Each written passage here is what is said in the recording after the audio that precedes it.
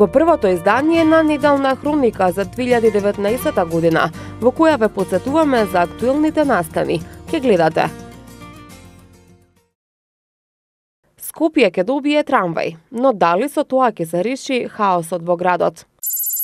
Проекти на градот за намалување на загадувањето.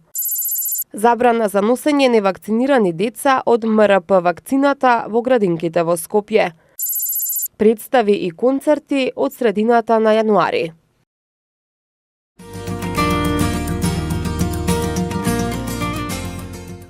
Во Скопје конечно ќе се гради инфраструктура за долго најавуваниот трамвај. Имено, градоначалникот на град Скопје, Петре Шилегов, го објави планот на трасата по која ќе се движи трамвајот во Скопје.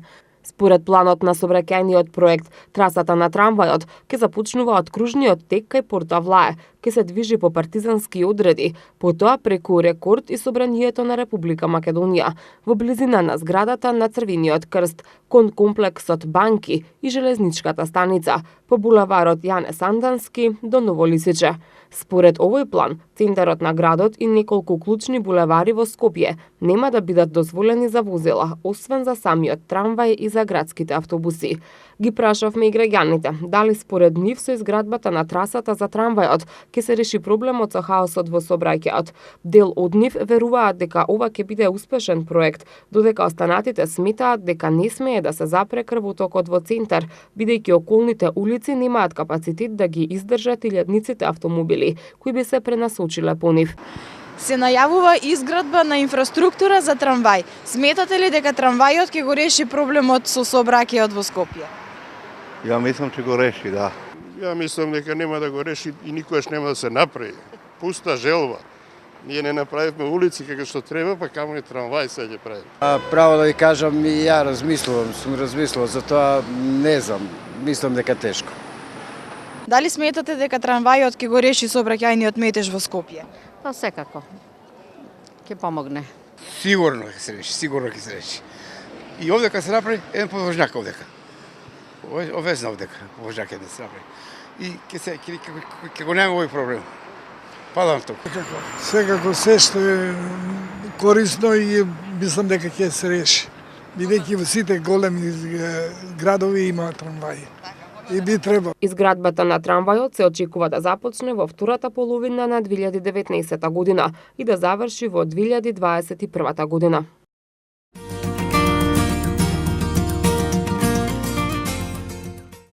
Крајот на 2018 година Скопје го одбележа во знакот на борбата против загадениот воздух и проектите на градот Скопје за намалување на загадувањето.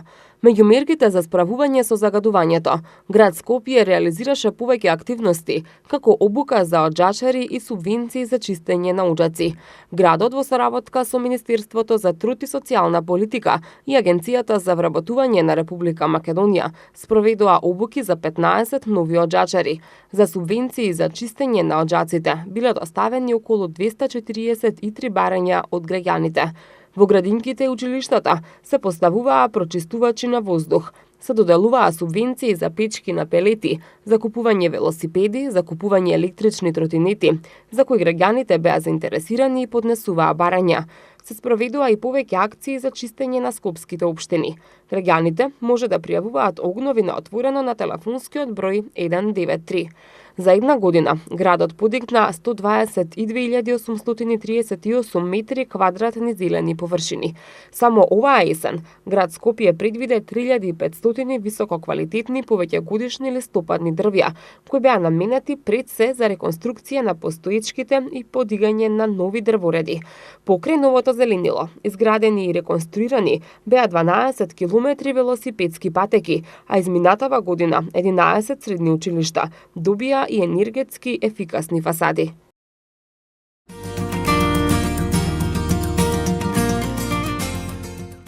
Бебето Ведран, кој е првиот ден од новата година, го посетија градоначалникот на град Скопје Петре Шилегов и министерот за здравство Венко Филипче. Денеска го посети и градоначалникот на општина Газибаба Борис Георгиевски. Семејството на Ведран живее во општина Газибаба, а градоначалникот Георгиевски традиционално и оваа година првороденото бебе од општина Газибаба го награди со 20.000 денари и играчка, а на семејството Ангеловски од населбата Хиподром им посака среќни новогодишни и божикни празници. Ведран е роден во првата минута од новата година со тежина од 3 кг и 940 грама и должина од 52 сантиметри на клиниката за гинекологија и акушерство при Универзитетскиот клинички центар. Машкото дете на нашето поднебје е предзнак за берикетна и успешна година.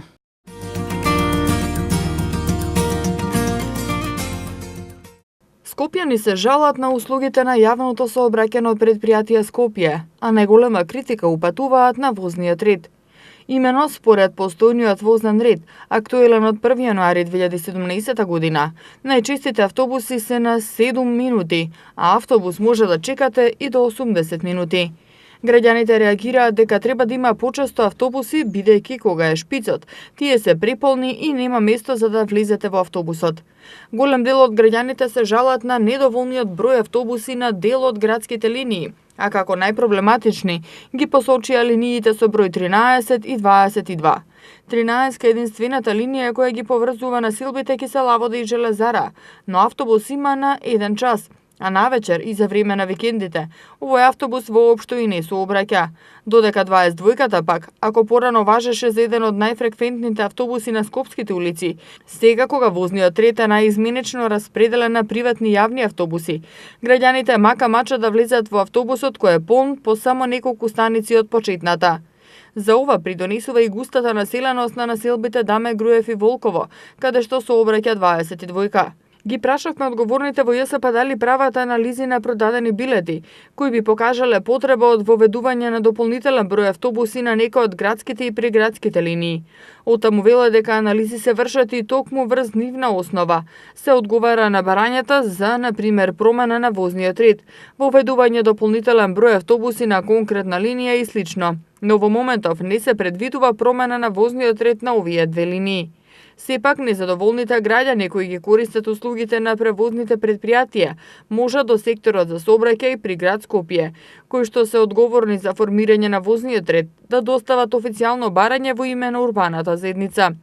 Посочениот сектор во соработка со ЈСП Скопје прави темелни анализи од неколку аспекти: фактичка состојба на терен, број на потенцијални патници по утврдена методологија, расположливост на возниот парк во определени моменти, економска исплатливост на линијата, врз основа на кој се одлучува за исходот на барањето. Во Скопје превоз вршат 316 автобуси на 100 линии, од кои на 75 линии сообраќаат возила на ЈСП Скопје, а на 25 приватни превозници, а некој комбинирано со возила на ЈСП Скопје. Од ЈСП Скопје очекуваат квалитетот на јавниот превоз во голема мера да се подобри со набавка на новите еколошки автобуси, зашто постапката е во тек.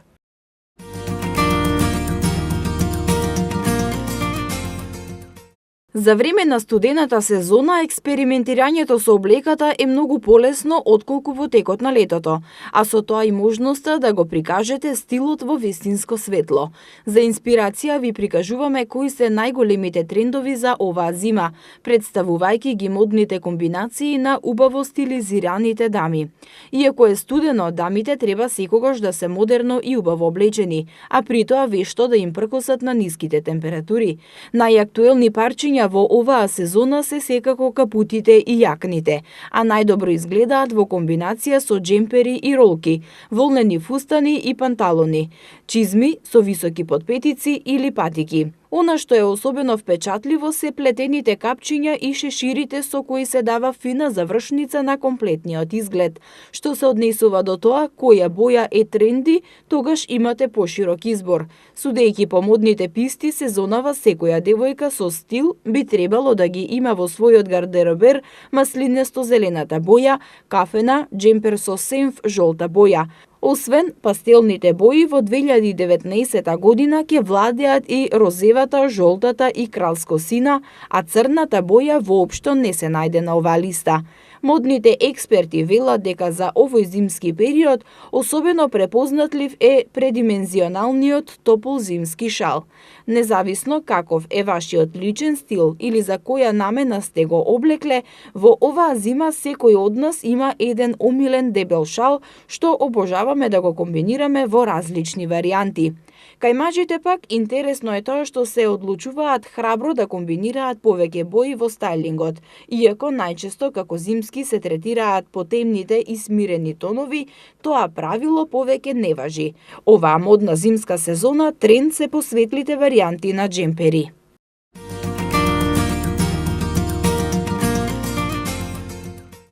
Од денеска стапи во сила привремената мерка забрана за носење деца во градинки кои се невакцинирани од морбили, рубеола и паротит. Забраната се однесува само за подрачјето на Скопје и истата следи откако беше прогласена епидемија од морбили на целото подрачје на градот. Забраната за примање деца во градинките кои не се вакцинирани од вакцина за морбили, рубеола и паротит предизвика бурна реакција кај родителите, кои се најгласни на социјалните мрежи, од каде потекнува и кампањата за антивакцинација. Со цел да дознаеме дали забраната за примање невакцинирани деца во градинките ги поттикна родителите да ги вакцинираат нивните деца, се обративме во одделот за имунизација во поликлиниката Јане Сандански, од каде што ни потврдија дека во текот на денот има зголемен интерес за вакцинирање од МРП. Министерството за здравство информира дека денеска до 12 часот се вакцинирани вкупно 267 деца од предучилишна возраст. Најголем дел од родителите, чии деца се невакцинирани, се против одлуката на здравствениот санитарен инспекторат, со која на нивните деца им се забранува престој во училишните установи. 33 годишна мајка на дете кое посетува градинка во општина Газибаба. Денеска ја сконтактира информативната програма на Прва Скопска, со цел да ни раскаже дека утрово на незиното дете му било забрането да влезе во градинката, а таа немајќи друго решение го земала со себе на работното место. Според неа, ова представува дискриминација по основ на вакцинација. За другите пак, оваа одлука е исправна.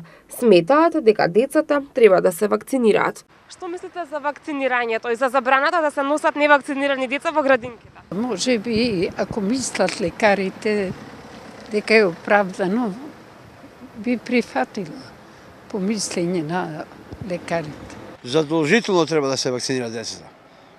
И тоа е најдоброто за сите деца.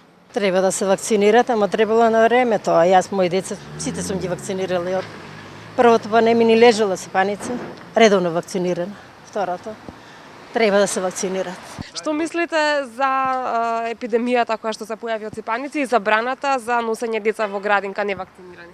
Па видите овака, децата што не се вакцинирани не би требало да одат во градинка.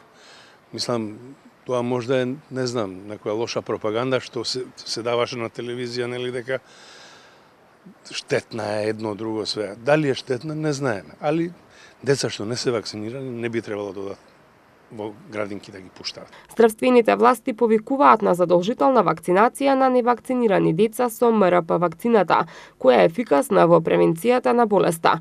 Родителите кои нема да ги вакцинираат своите деца ќе бидат парично казнети од 350 до 650 евра. Од Министерството напоменуваат дека МРП вакцината е високо квалитетна. Производител е компанијата GlaxoSmithKline од Белгија. Малите сипаници се пренесуваат преку воздух со ситните капки секрет од дишните патишта, кои при кашлање, кивање и гласно зборување ги сврлаат заразените лица.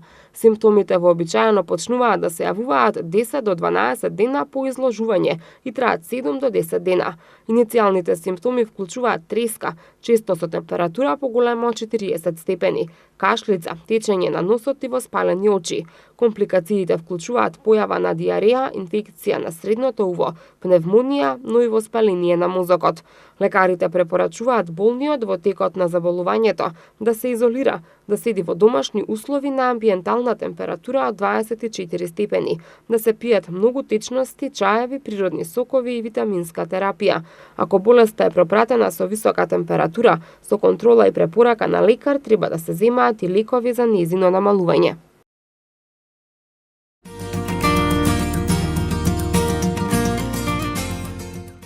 Клиниката за детски болести во Скопје ги повикува родителите да ги вакцинираат децата, бидејќи вакцините се квалитетни и безбедни. Клиниката за детски болести ја поддржува иницијативата за имунизација на децата со МРП вакцина. Од имунолошки аспект е оправдана имунизацијата, со што се заштитува детето, но придонесува и за искоренување на болеста, се вели во соопштението. Морбилите, ситните сипаници, може да предизвикаат сериозни последици по здравјето и животот на заболените. Ги повикуваме сите родители да ги вакцинираат децата кои не се вакцинирани. Вакцините се квалитетни и безбедни и се единствен начин да се заштити колективниот имунитет, се додава во соопштението од Клиниката за детски болести.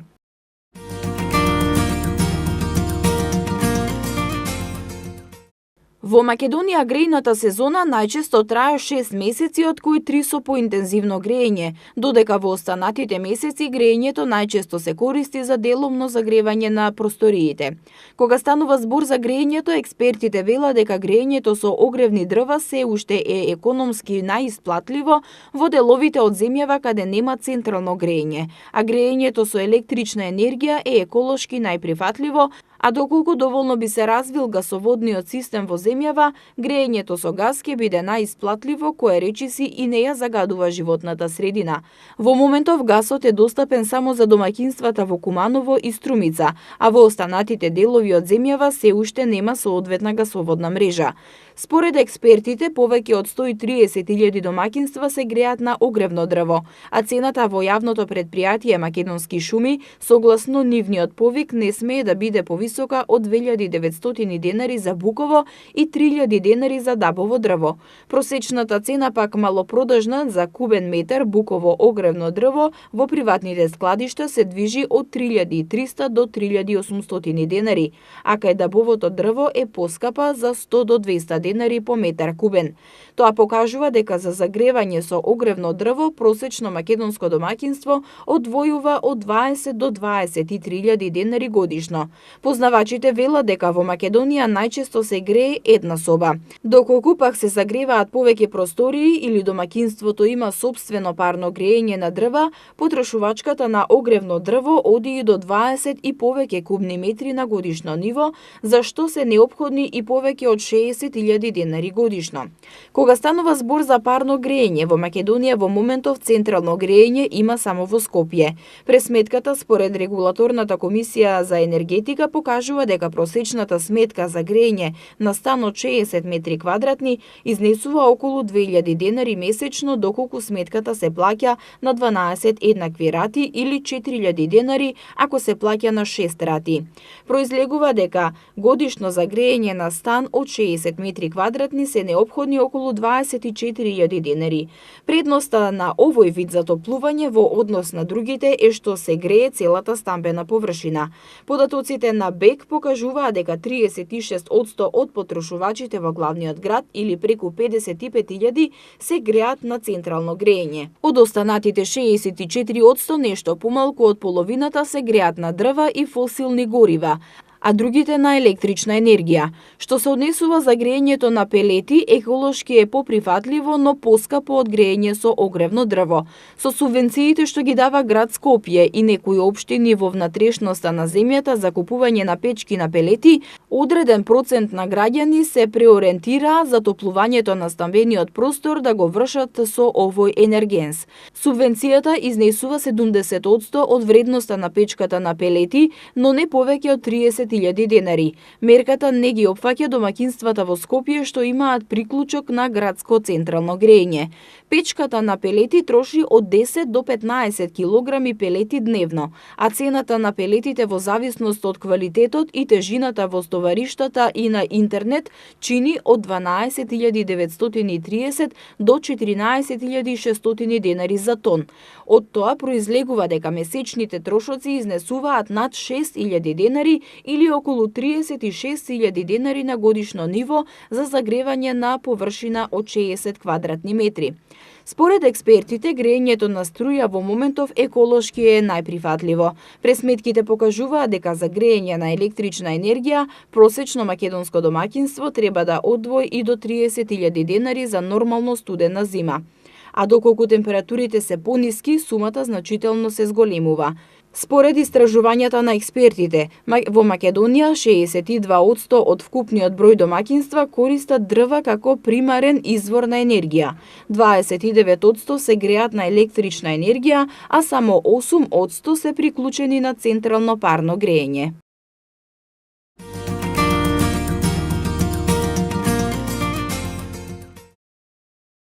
Од скопските улици во 2018 година заловени се 1182 бездомни куќиња, информираат од јавното претпријатие Комунална хигиена. Заловените куќиња се транспортирани во стационарот Вардариште и таму имаат добиено соодветен медицински третман, што опфаќа прочистување од внатрешни и надворешни паразити, вакцинирање од беснило и стерилизација. Директорот на претпријатието Абдусаме Чабани информираше дека покрај заловувањето и третманот на куќињата, во 2018 година беа организирани и поголем број на акции за вдомување куќиња, при што од страна на граѓаните се вдомени 147 куќиња. Во делот на инвестициони вложувања, Шабани додава дека е набавено и едно специјално возило наменето за заловување и транспорт на бездомните куќиња од скопските улици.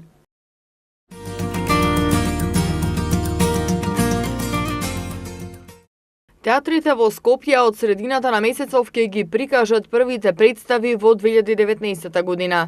Македонската опера и балет, традиционалниот концерт за празникот Василица ќе го изведе на 12 и 13 јануари. Годинава тој е насловен Диско треска и ќе содржи диско хитови од 70-тите години во целосно нови симфониски аранжмани. Првата представа на репертуарот на Македонскиот народен театар е Не се клади на енглизи на 14 јануари, а во наредните 2 дана публиката во МНТ ќе може да ја види представата Животот е прекрасен. Во Драмскиот театар првата представа е закажана за 15 јануари, Странци, по која следно на програмата според објавениот репертуар е Крал Иби на 23 јануари. Театарот за деца и младенци на 10 јануари ќе изведе представата Оливер Твист, а наредниот ден Пепелашка. Првиот симфониски концерт на Македонската филхармонија во 2019 година е на 24 јануари. Тоа беше се што ви подготвивме за ова издание на Неделна хроника, а вие и понатаму следите ги неделните прегледи на вестите.